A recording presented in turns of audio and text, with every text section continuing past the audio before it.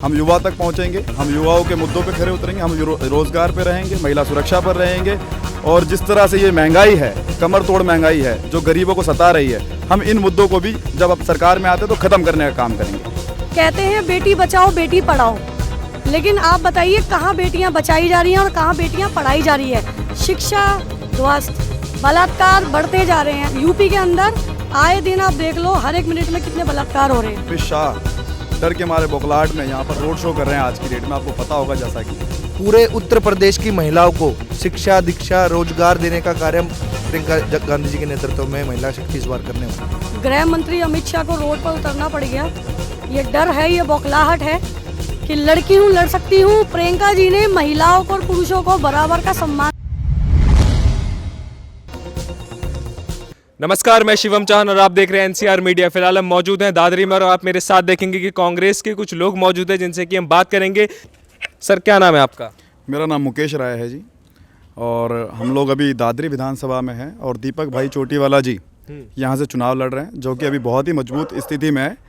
जिनकी मजबूत स्थिति देखकर अमित शाह डर के मारे बौखलाहट में यहाँ पर रोड शो कर रहे हैं आज की डेट में, आपको पता होगा। जैसा कि तो कांग्रेस इस बार बहुत मजबूती के साथ चुनाव लड़ रही है, और जैसा कि हमारी लीडर प्रियंका गांधी जी का एक नारा है, लड़की हूँ और लड़ सकती हूँ।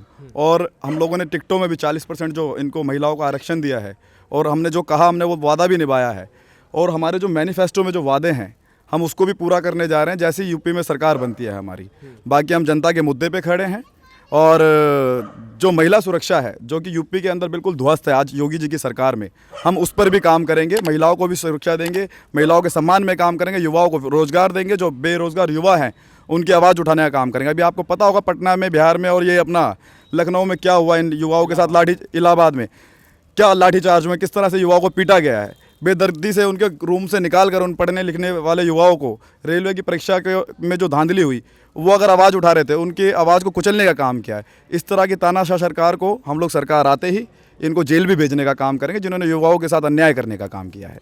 सर, मेरा अगला सवाल आपसे है। अगला सवाल मेरा यह है कि उत्तर प्रदेश में जो महिला की जो सीट है 40% आप दे रहे हो, ठीक है। विपक्ष लगातार ये कटाक्ष कस रहा है कि आपको कोई भी प्रत्याशी, युवा प्रत्याशी नहीं मिला, इसलिए आपने महिलाओं को टिकट दी। इस बारे में आप क्या कहना चाहेंगे? देखिए, ये तो विपक्ष कहीं ना कहीं अपनी खामियां छुपाने का कार्य कर रहा है। अगर महिला शक्ति को अगर कोई पार्टी साथ लेके चलने का काम कर रही है तो कहीं ना कहीं हम दोनों ही, प्रत्येक से दोनों ही वर्गों को बराबरी में लाने का कार्य कर रहे हैं, और महिला शक्ति को कहीं ना कहीं मजबूती देने का प्रियंका जी ने कार्य किया है। इसलिए प्रियंका जी के नेतृत्व में हम यूपी का चुनाव लड़ रहे हैं, और जो 40% सीटें महिलाओं को देने का कार्य प्रियंका जी ने किया है, उससे ना केवल महिला शक्ति बल्कि पूरे उत्तर प्रदेश की महिलाओं को शिक्षा, दीक्षा, रोजगार देने का कार्य प्रियंका गांधी जी के नेतृत्व में महिला शक्ति इस बार करने वाली है। मैम, लड़की हूँ लड़ सकती हूँ कांग्रेस पार्टी का नारा है, क्या कहना चाहेंगे इस बारे में आप? सर, लड़की हूँ लड़ सकती हूँ को देखकर तो आपको पता ही चल रहा होगा, दादरी में गृह मंत्री अमित शाह को रोड पर उतरना पड़ गया। ये डर है, ये बौखलाहट है कि लड़की हूँ लड़ सकती हूँ। प्रियंका जी ने महिलाओं को और पुरुषों को बराबर का सम्मान दिया है, जो बीजेपी पार्टी में सम्मान नहीं दिया जाता। कहते हैं बेटी बचाओ बेटी पढ़ाओ, लेकिन आप बताइए कहाँ बेटियाँ बचाई जा रही हैं और कहाँ बेटियाँ पढ़ाई जा रही है। शिक्षा ध्वस्त, बलात्कार बढ़ते जा रहे हैं। यूपी के अंदर आए दिन आप देख लो, हर एक मिनट में कितने बलात्कार हो रहे हैं। लगातार ये कह रहा है कि उत्तर प्रदेश में महिलाओं की सुरक्षा काफ़ी सही चल रही है। सर, कहाँ महिलाओं की सुरक्षा सही चल रही है? अमित शाह जी को बोलिए रोड शो छोड़िए, घर घर जाइए, गांव-गांव में जाइए। उन्नाव हाथरस वाले जो कांड हुए थे, कहाँ थी मोदी सरकार, कहाँ थे योगी जी? कहाँ महिलाओं को सम्मान मिल रहा है? वो सम्मान का जो मुहिम है वो प्रियंका गांधी जी ने उठाई है कि यूपी में हम प्रियंका जी के नेतृत्व में इसलिए चुनाव लड़ रहे हैं कि लड़कियों को 40% टिकटों का आरक्षण दिया गया है, और आगे भी महिलाओं को सम्मान दिया जाएगा यूपी में।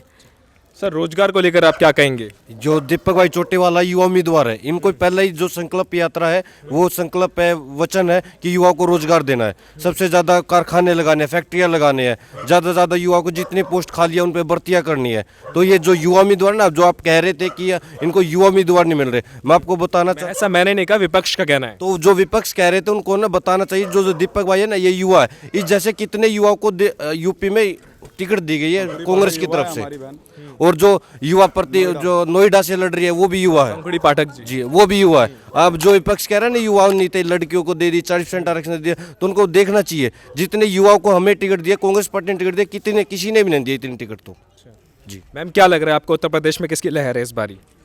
इस बार कांग्रेस की। कांग्रेस की। जी कांग्रेस पर ही मतलब ध्यान दिया जा रहा है यूपी में ज़्यादातर। मैं दादरी गौतम बुद्ध नगर से हूँ। सेवा दल की जिला अध्यक्ष हूँ मैं। कि दीपक भाई चोटी वाले हैं, तो उन्होंने जो है हमारे लिए यहाँ बोला है कि स्कूलों में और जी गली है थोड़ा जहाँ गंद फैला हुआ है उसको सुधार लाने के लिए बोला गया है उन्होंने। अच्छा, मेरा अगला सवाल आपसे है कि बीजेपी क्या जातिवाद की सरकार करती है? जातिवाद करती है? ये तो जग जाहिर है कि जो उन्होंने धर्म के नाम पर, जाति के नाम पर लोगों को बांटने का काम किया है, नफरत फैलाने का जो भाजपा सरकार ने कार्य किया है वो किसी से भी छुपा नहीं है।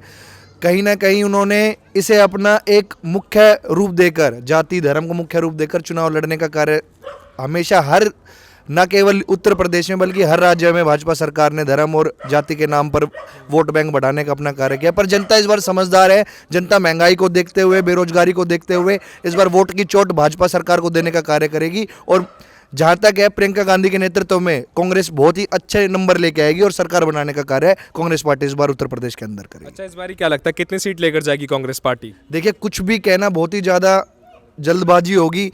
सरकार, आप देख रहे हैं कि जो चुनावी जो जहाज होता है वो ऊपर जाता है नीचे जाता है, लेकिन इस बार पिछली बार से बहुत ही अच्छे नंबर कांग्रेस पार्टी के आएंगे। और जहां तक भी है, कांग्रेस पार्टी इस बार सरकार बनाने का कार्य उत्तर प्रदेश के अंदर करेगी। सर, मेरा अगला सवाल आपसे ये है कि इस बार जो कांग्रेस पार्टी चुनाव लड़ रही है वो क्या मद्देनजर रखते हुए लड़ रही है?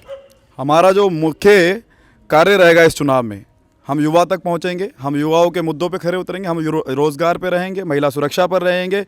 और जिस तरह से ये महंगाई है, कमर तोड़ महंगाई है जो गरीबों को सता रही है, हम इन मुद्दों को भी जब अब सरकार में आते हैं तो ख़त्म करने का काम करेंगे।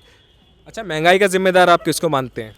केंद्र को मानते हैं, बिल्कुल मानते हैं हम, क्योंकि जिस तरह से इन्होंने लॉकडाउन में लोगों का खून चूसने का काम किया, दिन प्रतिदिन इन्होंने महंगाई के रूप में लोगों की जेब काटने का काम किया। पेट्रोल हो, डीजल हो, खाने का तेल हो, चाहे घर के कोई भी महिला जो हमारी रसोई में जो भी सामग्री यूज़ करती है, सभी चीज़ों पे इन्होंने रेट बढ़ा के, दाम बढ़ाकर उनके हमारे जो साधारण भाई है उनका जेब काटने का काम किया। तो हम तो केंद्र को ही इसके लिए गुनाहगार मानते हैं, क्योंकि केंद्र ने इसके ऊपर कोई नीति नहीं बनाई, जिसके कारण आज गरीब जनता जो है वो महंगाई की मार झेल रही है।